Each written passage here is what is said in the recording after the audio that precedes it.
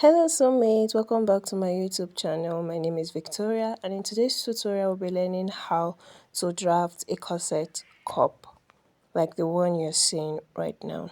Alright, the first thing I did was to take my measurement. Here we have the height of the cup, which is 7. This is going to determine how covered you want your breast to be, and then our nipple to nipple, which is 7 divided by 2, we have 3.5, and we have under bust to our breast point, which is 3.5. Please, it is 3.5 and not 7.5. So the next thing I did was to go ahead to rule out our center front and our under back. So this is our center front, which is CF, and UB for our under bust. Okay, so after that, the next thing I did was to take the height of our cup, which is 7 inches, and then I measured it from the under bust upwards. Okay, 7 inches and 7 inches, and then I connected both lines together in this manner. After that, the next measurement I used was my nipple to nipple, which is 3.5. That is 7 divided by 2, 3.5, and I measured 3.5. Please watch carefully, this is not difficult in any way.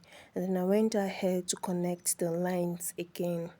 After that, I added 1 inches to my nipple to nipple, which is 3.5 plus 1 inch, giving us 4 inches. I went ahead to mark it out as well, and I connected it to the straight line.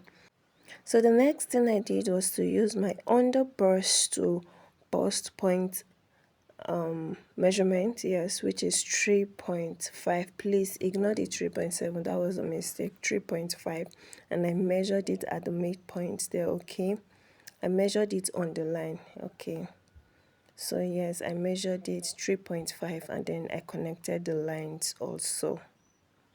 So please watch carefully now.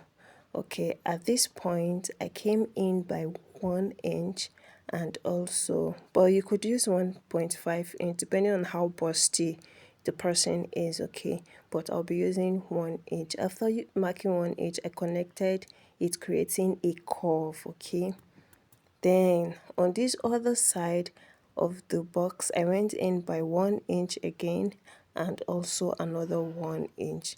Okay, and then now I'll be connecting a straight line, not a curve this time, a straight line.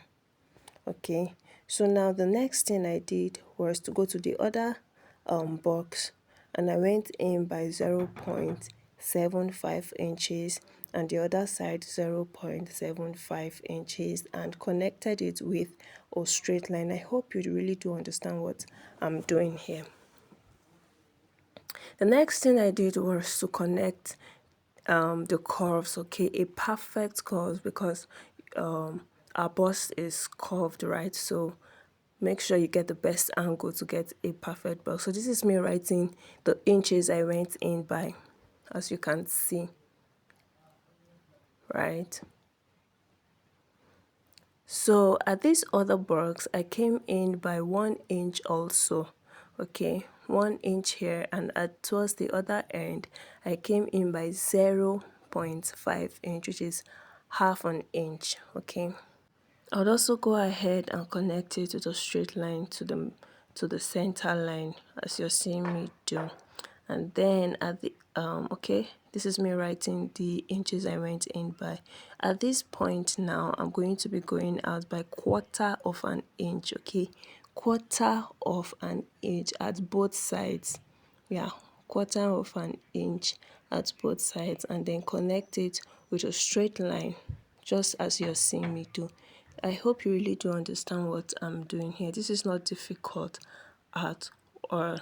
Okay, so at the end of the day, this is what we have. I went ahead to number the parts, and also drew arrows to know where they'll be connecting.